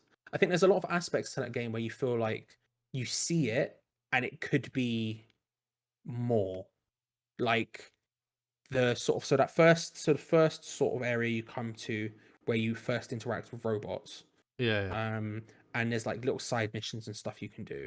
Yeah. Like you could see how that would be expanded out into a bigger thing or happen multiple times over, and it doesn't really. You could see how there's a lot of ideas in there, and none of them feel like they've been. It's not quite like people have called, for example, I've seen people refer to it and say it's similar to like similar to a walking simulator, for example, and it's not. It's more than that, like it is, but yeah. it's not Not quite. it's not even close. Are you kidding? But it's not like that. But it is definitively not that because there's a lot more going on. I feel like it's more like a puzzle platformer. Well, Yeah, it is a puzzle platformer, but you also basically don't do puzzles. There are puzzles there, but there's barely any of them. And yeah, exactly. And you could call it a platformer, but you don't necessarily platform. No. There's like a lot of things where it's kind of, but not quite, in a lot of different ways. And it's like I can understand. For me, I look at it and I don't necessarily.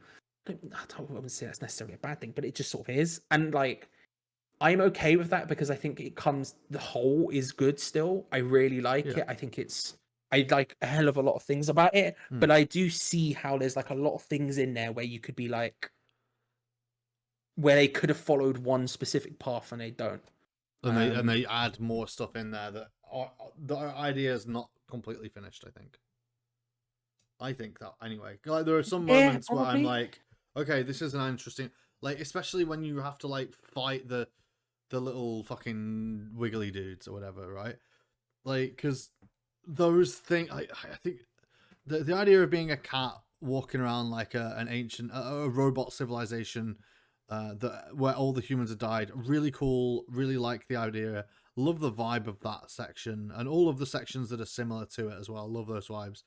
But like all of the bits with the little zergling whatever things they are that are chasing you, they feel like a completely different game to me, and they feel like a different idea that that's wasn't the thing, fully completed. They don't to me, but that's because I don't think anything feels entirely like the same game. And then when they later on go, actually no, fuck it, we'll give you a gun. That feels like yet another idea that they haven't quite completely finished to me. Or they take the gun away. And then they take the gun away. But then you don't have to really deal with the zerglings anymore after that point. So no, because they take away your only way to fight them. Yeah. But I mean, that's what I mean. It's like it doesn't feel like a completely different game to me. It feels entirely into the game. It's just all of it feels like different parts. Sure, I get you.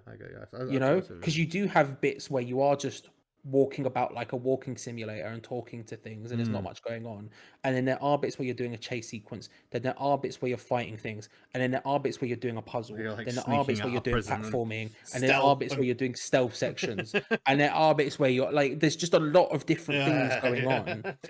And like none of them are necessarily that separated, which is what I mean by like that doesn't feel like a separate game to me. It just is kind of what the game is, and I'm okay with that. Like I finished it going, do you know what? I'm fine with that. I don't think at any point it get like my girlfriend stopped playing it because she stopped playing it right before you leave that first area where you start talking to the robots. Sure, yeah.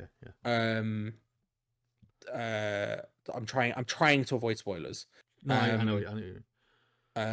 And mainly because if she listens to this, because she does listen to the podcast sometimes, I don't want to spoil it for her because I still want her to play it. And I think after that, it does something super interesting, and I don't want to sort of spoil that for her. What would you? Why did she stop playing? Was she not interested in the game at that point? No, she was interested. She just said she got bored, Fair enough. and she just hasn't felt the urge to go back to it. I mean, that's also a thing that I kind of like binged it a bit because I was playing on the free trial, of PS Plus, whatever it was when it came out. Man, we've gone full circle in our conversation. A bit, yeah. And I kind of binged it a bit, so I didn't. I did. There were times that I felt like a bit like, oh, I don't want to play any more of this, but I just sort of like pushed through, and then continued on anyway. So I can understand why. Yeah, I mean, I get it. I think after that point, it does something quite interesting, and I almost just want to get her reaction to it. So I've been very purposely avoiding it. But I don't know. I really like that game. I ended it. I finished it, and I was like, do you know what? I really like that. Like I say, it's not without its faults by any stretch of imagination, but oh yeah, absolutely. I really like it. That's why I think I came to it as a 7, like a solid 7. Like this is a 7 for me. No digits. Yeah, I'd probably put it in the 7.58 range, somewhere around there. Yeah, we're doing a 20-point scale. Yeah. And then on the complete opposite end, oh no, I've been playing a game called Disaster Report 4. I think I know what Disaster Report is. Yeah, you would, because it's Japanese and it's fucking mad. It's insane. Oh, why? I know what it is. It's completely and utterly insane. It probably it's is terrible. What it is, right? To be clear, it's not a good game, right? It is. Let me figure out if I know what it is. It's just it's so right. Disaster Report 4 is the 4th game in the Disaster Report series. I think it's called Disaster Report 4. Yeah, there's on the Switch. And it is basically it's Japanese. It's set in a Japanese city. It doesn't really matter which one. It's not Tokyo. It's one of the other ones, but it doesn't really matter. And natural disasters are happening. Yes. You're talking your earthquakes. You're talking your floods. You're talking that kind of stuff, right? Mm-hmm. And it clearly has like no budget at all. And it's so weird. It's just like mechanically, you look at it, you're just like, why does this exist? You're walking about, for example, a city, and there's loads of people around you, and like earthquakes happening, various buildings are just falling over, and everyone's just sort of stood about. Like, looking, like, and again, because there's no budget, so it's not like they have AI. The characters literally just stand there. You walk up to them, and like their name of the character will be just a random adjective and then guy. So it would be like, scared man, apprehensive woman. Like the Persona games. Jesus, yeah. Probably. I can't. Maybe I've never played Persona. If you don't know the character's name, they'll just like give a description. I mean, it's like every Japanese game does that, or they just replace it with 3 question marks or 4 question marks. Like concerned student. Yeah. But like, they're just random as fuck, and there's so many people around you, so many people, and like, all of them have these random descriptions, and you go up and you'll talk to them, and they'll just give you one line of dialogue, which just be like, I can't believe this is happening. I have to go back to work. Like that sort of random stuff. And you're like, okay, sure, whatever, right? And then occasionally you'll get like these deeper conversations from a cutscene with someone, right? But it just goes from random thing to random thing. And for a game where natural disasters are happening around you and it's like kind of insane, you basically do nothing. Charlie's encountered an NPC in a video game for the first time and he is frightened by it. No, you don't understand, because like NPCs have an AI. They just stand, Louis. It's a part of the scenery. Like the person might as well be a tree. Like there is no logic to any of this. And then the people you talk to and the situations because like it's like basically a puzzle game essentially. So you'll go through and then you'll be like, oh, I need to lift this sign up so I can get past it. So then you just walk about the level trying to find things that you can fashion into a rope. And then it keeps throwing these weird things. I can't, it's so weird. There's like, and you go into the status menu, and one of the statuses is how many compasses you own. And it's like, it just keeps doing, oh, what's your net income? What's your net income? What's your occupation? But the occupation of your character is kind of like a choose your own adventure in a way, where you just sort of like, you have a conversation with someone, and it gives you like 10 different things you can say back to them, none of which really change anything, but most of them are the exact same thing, but just with a little bit of a different vibe, and they don't change anything, and it's like just role playing your weirdness. It's just such a weird game. Like, and it's like there was an encounter early on in the game. You go into like a shop, and the guy behind the counter is just sort of mad aggro. Yeah, sure. Yeah.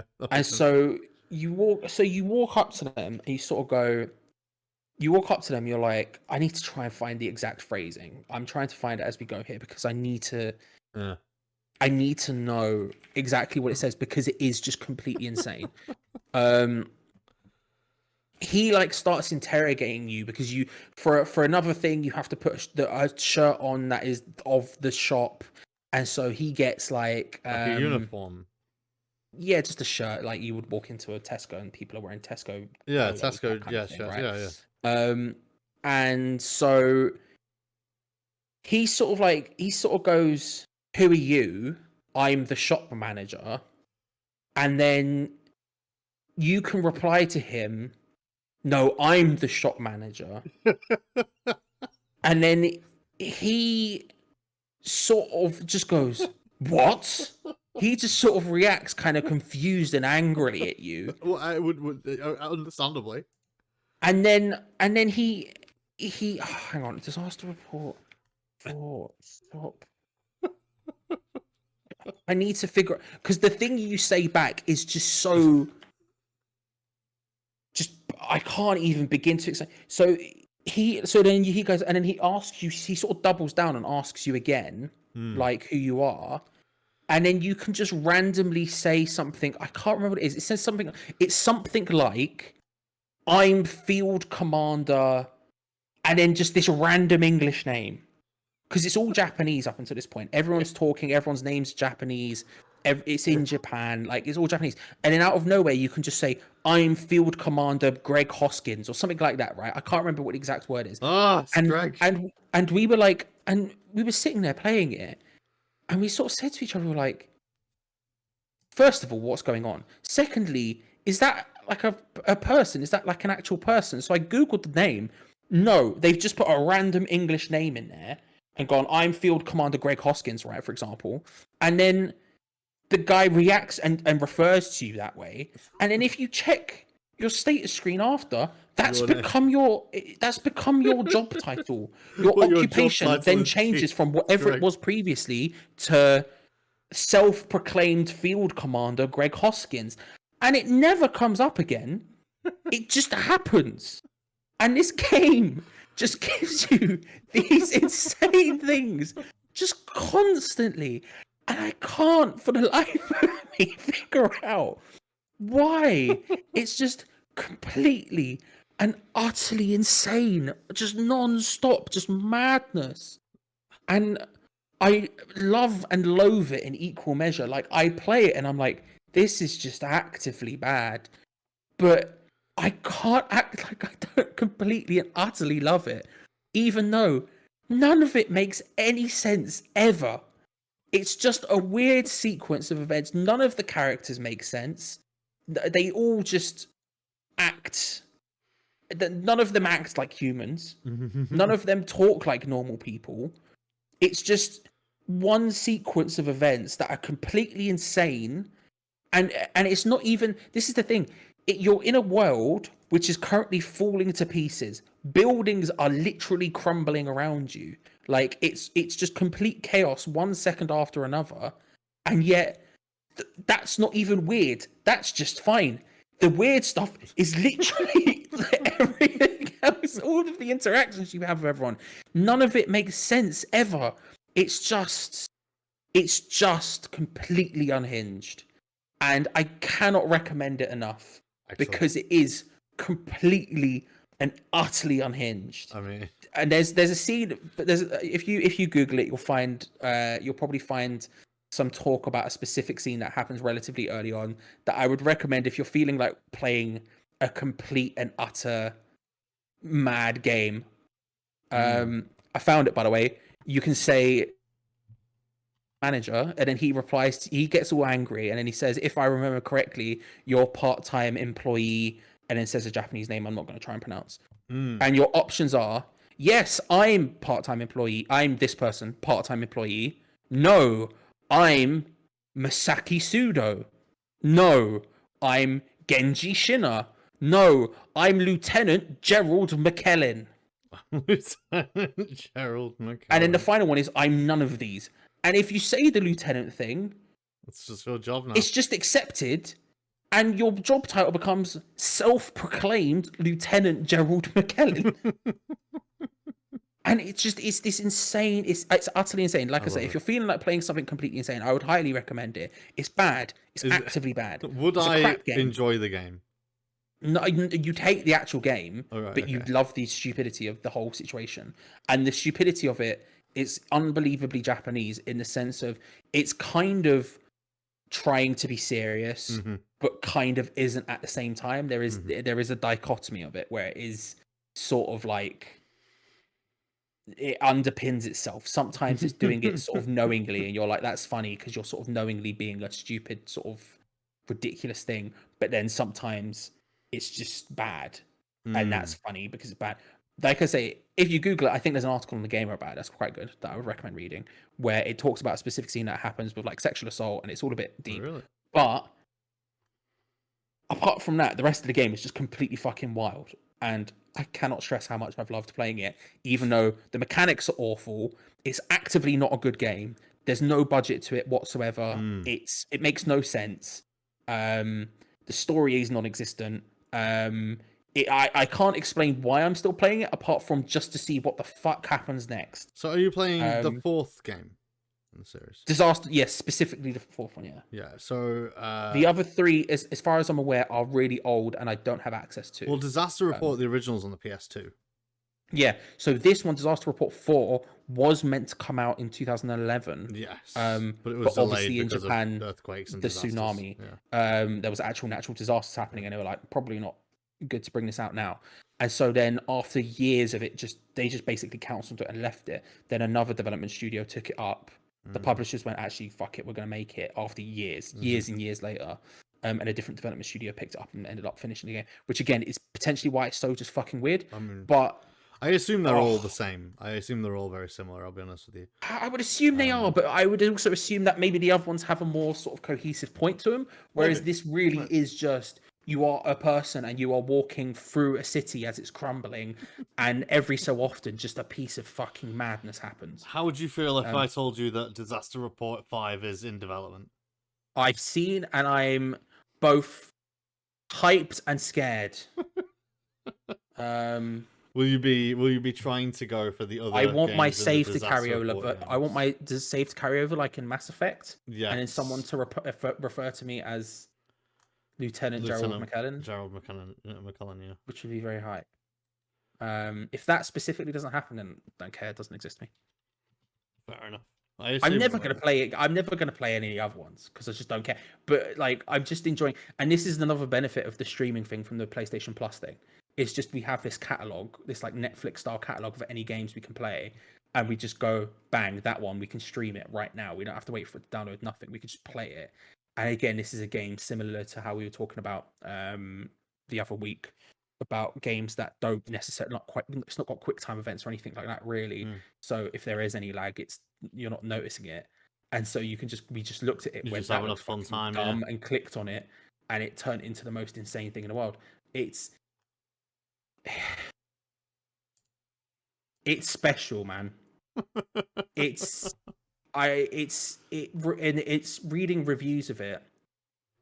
almost universally all the reviews were, because I ended up looking at a lot of reviews just being like, I What the fuck is wonder happening? what people would say about it, Mm. because it is actively a bad game, and it reminds me of what's the game Sterling gave a 10 to? Oh, Deadly Premonition? It reminds me of that, where all, and don't get me wrong, it's not getting 10s. No. One place gave it a 10, but that was just no.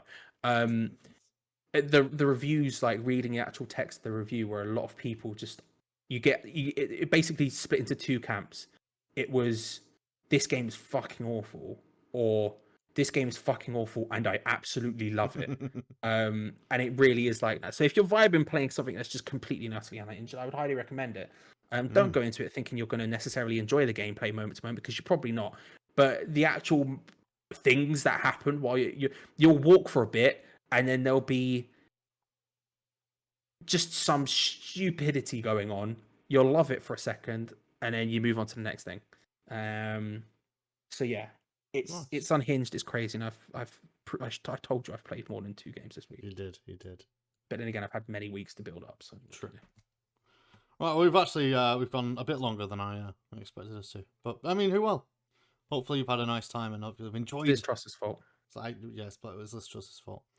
Hope you enjoyed anyway. Hopefully, you had a nice time. If you did enjoy what you've just listened, you can always press the like, the follow, the subscribe, the whatever button it is that you have to press to get more of this shit that we call a podcast. Until then, thank you very much for listening, and we'll see you next time. Goodbye. Thank you. Goodbye.